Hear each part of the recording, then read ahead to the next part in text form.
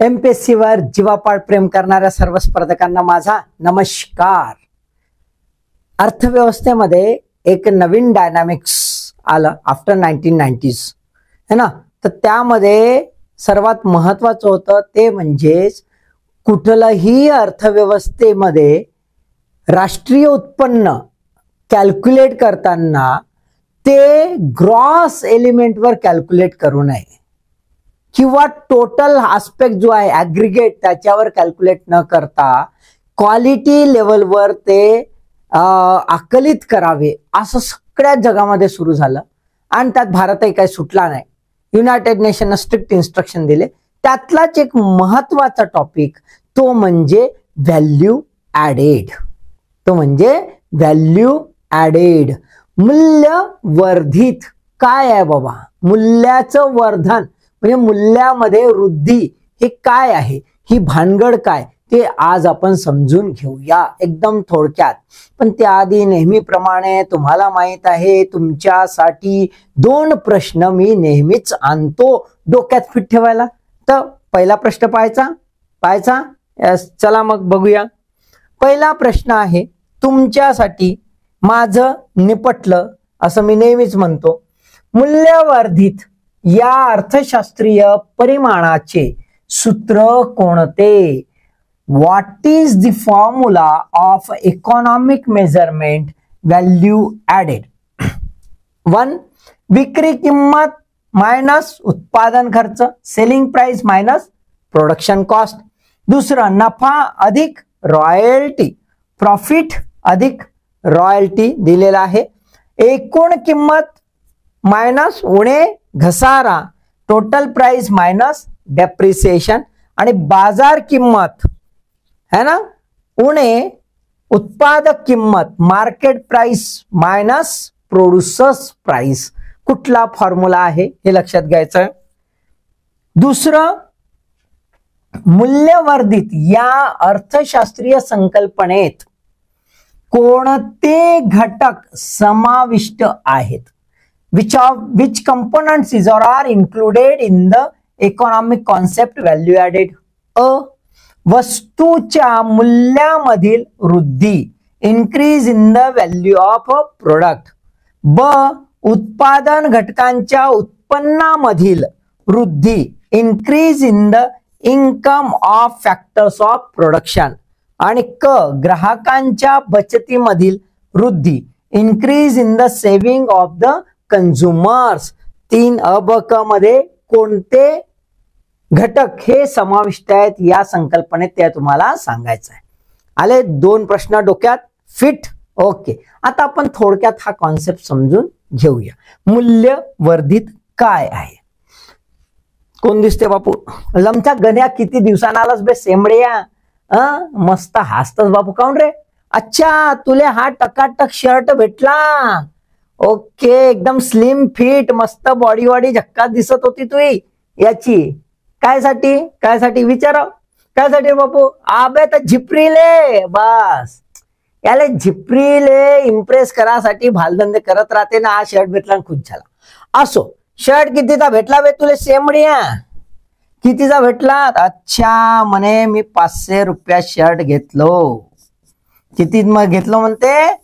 500 रुपयाचा शर्ट झाला म्हणते, एकदम कम में बम असा झाला म्हणते। बढिया, चांगला आहे बापू। जाऊ दे आता, तुझ्या नादात राहून तर आहे की नाही। आपण आपलं मूल्यवर्धित ह्या कॉन्सेप्ट समजून घ्यायचा आहे। आपण 1 2 3 4 ह्या स्टेप दिल्या ना गण्यापर्यंत आपण पोहोचतो। तर हा झाला कापूस है ना। शेतकरी भाऊ, इथे शेतकरी भाऊ आहे आणि शेतकरी भाऊचा कापूस। इथे मिल आहे, सूतगिरणी याला म्हणू, सूतगिरणी। आणि इथे कपडा मिल आणि इथे आहे शर्टाची फॅक्टरी असं आपण गृहीत धरूया।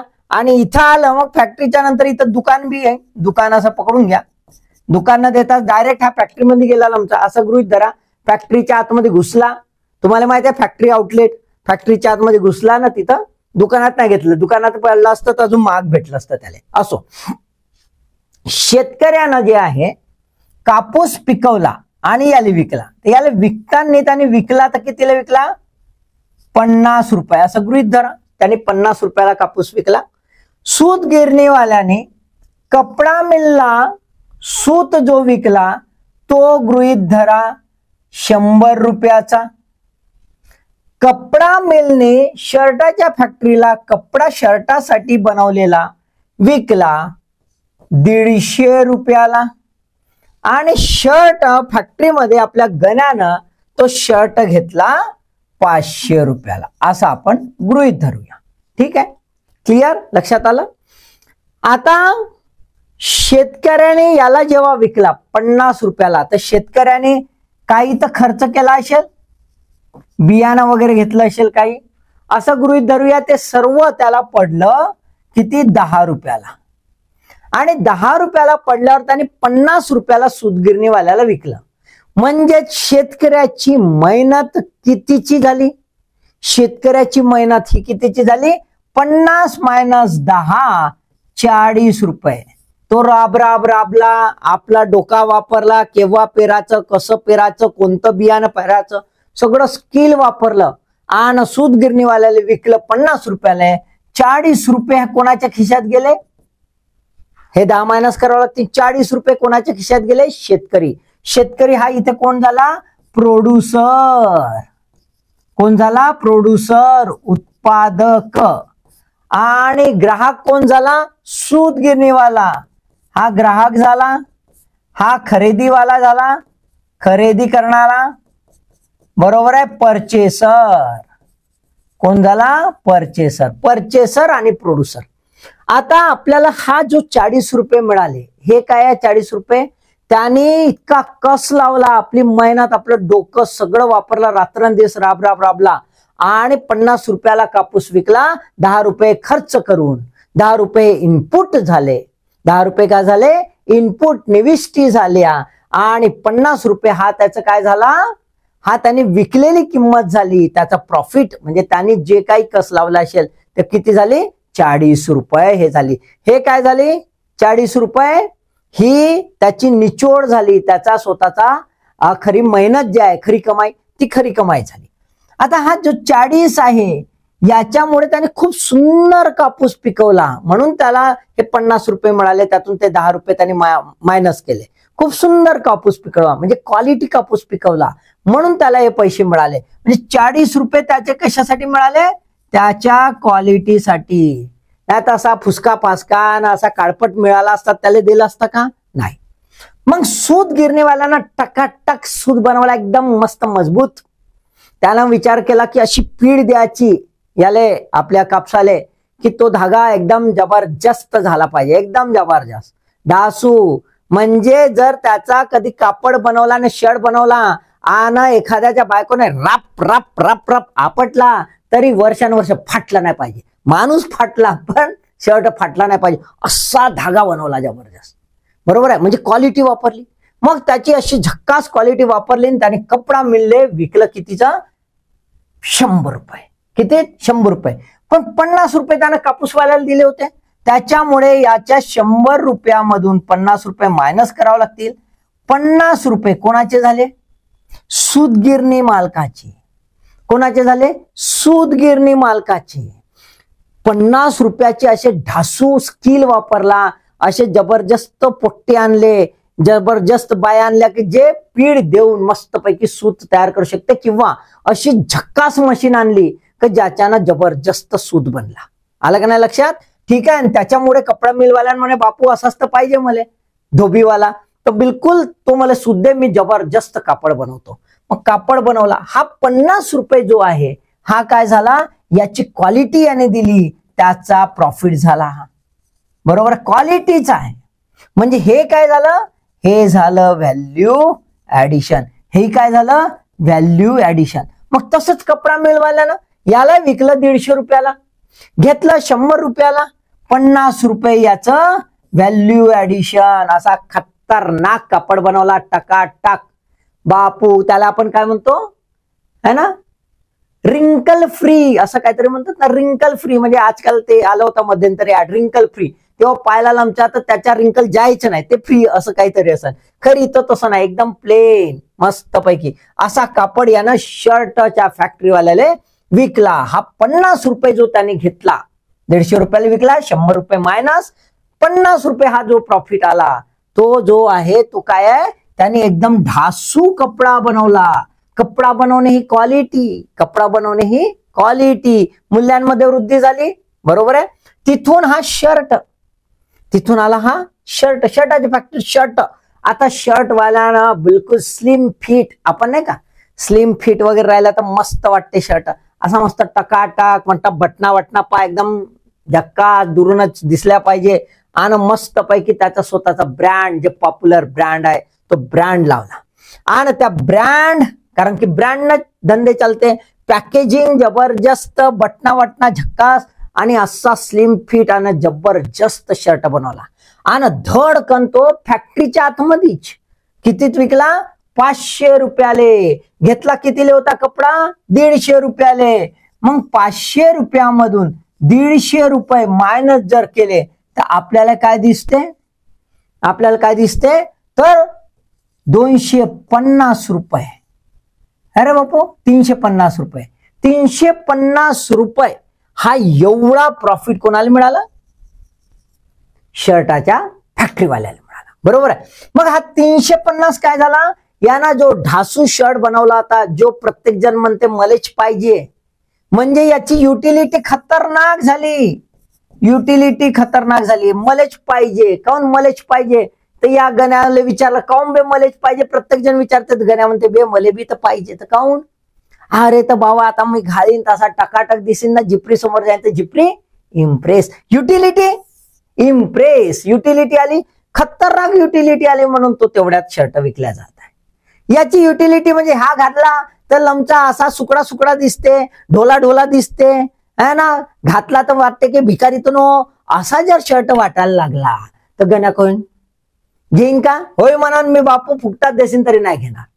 म्हणजे याचा अर्थ क्वालिटी काय आहे, त्याची क्वालिटी है ना, ही क्वालिटी सातत्याने जेव्हा वृद्धिंगत होते, म्हणजे नुसता कापूस काय गण्या घालू शके नाही, नुसता सूत काय गण्या घालू शके नाही, पण डायरेक्ट कापूस शक्य नाही, कापसापासून सूत बनन, सुतापासून कपडा, कपड्यापासून शर्ट, तेव्हा याची युटिलिटी वाढते. प्रत्येक ठिकाणी आपल्याला काय दिसते, मूल्यामध्ये वृद्धी झाली, आणि जिथे जिथे मूल्यामध्ये वृद्धी झाली त्याचं मूल्य आपल्याला इकडे दिसून येतं. ते मूल्य म्हणजे व्हॅल्यू विच इज ऍडेड, मूल्य जे वर्धित झालं, म्हणजे वृद्धिंगत झालं, म्हणजे वृद्धिंगत झाला. जसं जसं मूल्य वृद्धिंगत झालं तशा तशा किमती वाढताना आपल्याला दिसत आहेत. याच्यामध्ये मी कुठेही कर, सबसिडी हा शब्द वापरला का, हा कुठेही वापरला नाही. हे ऍझ्युम करून की इथे काही नाही, इथे केवळ काय दिसतोय की वेगवेगळ्या स्तरावर प्रोड्युसर आहेत, आणि एक इनपुट दुसरं आउटपुट बनतं, आणि दुसऱ्या आउटपुट दुसऱ्याचं इनपुट बनतं. अशा वेळेला वारंवार वेगवेगळ्या प्रक्रिया त्याच्यावर करण्यात येतात, आणि त्या प्रक्रियेतून नवीन नवीन जे उत्पादन आहे, नवीन नवीन जे प्रोडक्ट आहेत, वस्तू किंवा सेवा, त्यांची क्वालिटी वाढते, त्याची युटिलिटी वाढते, आणि म्हणून त्याची किंमत वाढताना दिसते. आणि जेवढी युटिलिटी वाढली तेवढी किंमत वाढलेली आहे. जी किंमत वाढलेली आहे ती वाढलेली किंमत म्हणजे काय, व्हॅल्यू ऍडेड. लक्षात आलं का, क्लिअर. आणि मग गण्या खुश, ठीक आहे. मग आता जर आपण बघितलं फॉर्म्युलाच्या दृष्टिकोनातून, तर सेलिंग प्राइस, विक्री किंमत, म्हणजे शेतकऱ्याने कापूस छानपैकी पिकवला आणि तो सूतगिरणीवाल्याला विकला, ही काय झाली विक्री किंमत. सूतगिरणीवाला घेणार आहे, ही विक्री किंमत, बरोबर आहे. उत्पादन खर्च मायनस उत्पादन खर्च, कॉस्ट ऑफ द प्रोडक्शन, शेतकऱ्याला बी बियाणे आहे, फर्टिलायझर आहे, पाणी आहे, सर्व जो खर्च लागला लेबरचा वगैरे, तो झाला उत्पादन खर्च is equal to value added. म्हणजे विक्री किमतीमधून जेव्हा कॉस्ट ऑफ प्रोडक्शन आपण वजाटी घालतो तेव्हा आपल्याला व्हॅल्यू ऍडिशन मिळून येतं. सेलिंग प्राइस ही काय आहे, जी खरेदीदार आहे त्याचा तो खर्च आहे, परचेसरचा खर्च आहे. हा अंतिम विक्री हा शब्द इथे लक्षात घ्यायचा नाही. बाजार किंमत हा लक्षात घ्या. बाजार किमतीमध्ये कर ऍड असतात. इथे विक्री किंमत हा शब्द आहे. ठीक आहे. परचेसरची कॉस्ट आहे. परचेसर स्वतः खरेदीदार जेव्हा विकत घेतो तो, आणि उत्पादक जो खर्च करतो त्याचं व्हॅल्यू ऍडिशन करण्यासाठी है ना, ते झालं cost of production.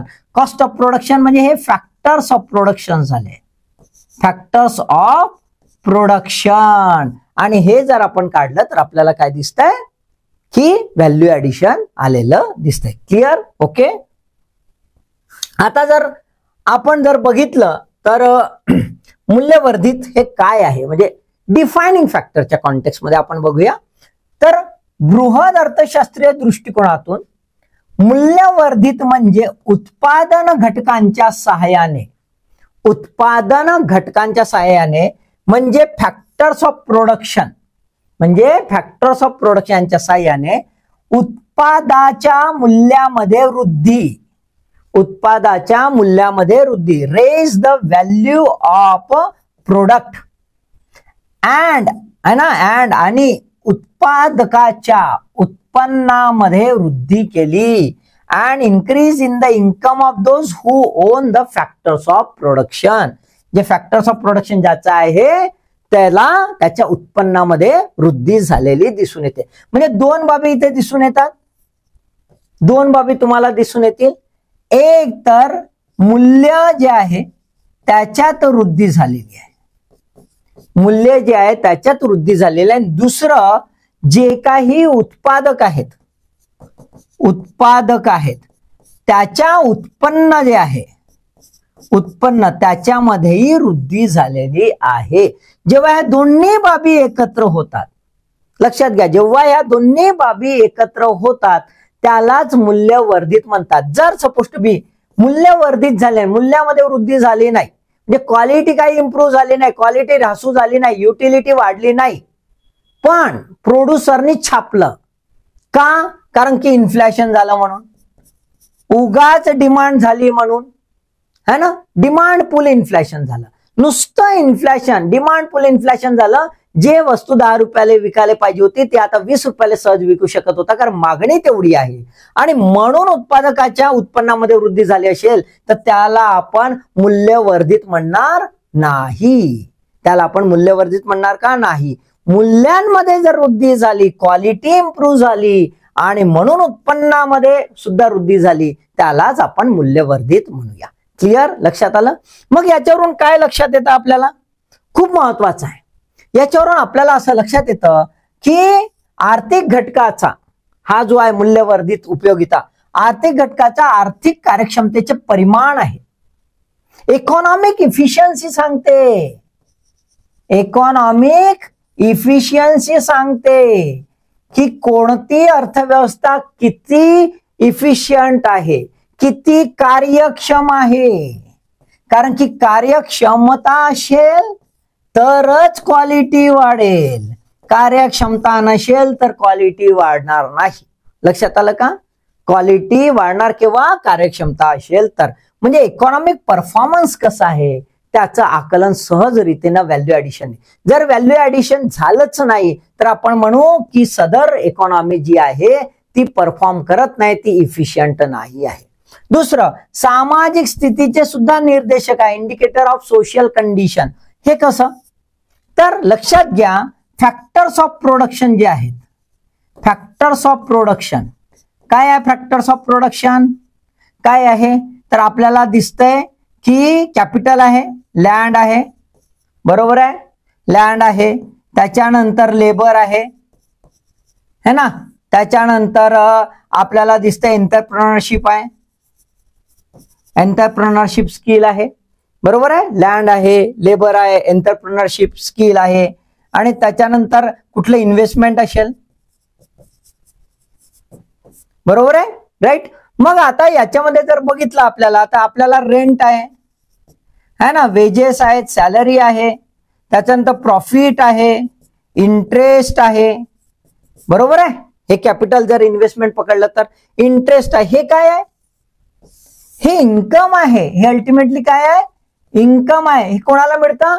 Factors of प्रोडक्शनला. म्हणजे जर क्वालिटी वाढत असेल तर अधिकाधिक जो मिळालेला प्रोड्युसरला इन्कम, त्याच्यातून हे डिस्ट्रीब्युशन होणार आणि हे डिस्ट्रीब्युशन होणार म्हणजे इथे क्वालिटी वाढली म्हणून इन्कम वाढली आणि इन्कम वाढली म्हणजे यांची सुद्धा इन्कम वाढली, मग त्याच्यामध्ये वेजेस पण वाढले, प्रॉफिट पण वाढला, इंटरेस्टचा जो आहे तो अधिकाधिक यायला लागला, रेंट पण वाढला, म्हणजे यांच्यामध्ये वृद्धी झाली. ती यांचे जे ओनर्स आहेत, एखाद्याने फॅक्टरी रेंटवर घेतली आहे, जमीन लीजवर घेतली आहे, लोन घेतलं आहे, त्यांनी जबरदस्त एंटरप्रेन्योरशिप स्किल वापरलाय, तर सर्वांचा तिथे फायदा आहे. त्यामुळे काय होईल, social condition, socio economic condition काय आहे, वृद्धिंगत होईल आणि लिव्हिंग स्टँडर्ड काय होईल, वाढेल. लक्षात आलं का? त्यामुळे मूल्यवर्धित ही संकल्पना अत्यंत महत्वाची आहे. याच्यामुळे सदर जी इकॉनॉमी आहे त्याची आपण सामाजिक आणि आर्थिक स्थिती तपासू शकतो. लक्षात आलं का? आणि त्यासाठी म्हणून सर्व जगामध्ये है ना 1980s पासूनच सुरू झालं, पण सर्व जगामध्ये निश्चित करण्यात आलं की जेवढी काही अकाउंटिंग आहे, नॅशनल अकाउंटिंग, ते आता मात्र व्हॅल्यू ऍडिशनवरच करावी. तर व्हॅल्यू ऍडेडचे दोन उपयोग आहेत. एक आहे राष्ट्रीय उत्पन्न आकलित करायला आणि दुसरा आहे कर प्रणाली आकलित करायला. आपण बघितलं आधी मॉडवॅट होतं, मग वॅट आलं, आता जीएसटी आपण बघतो. हे सर्व जे आहेत ते काय आहेत, ते व्हॅल्यू ऍडेड टॅक्स आहेत.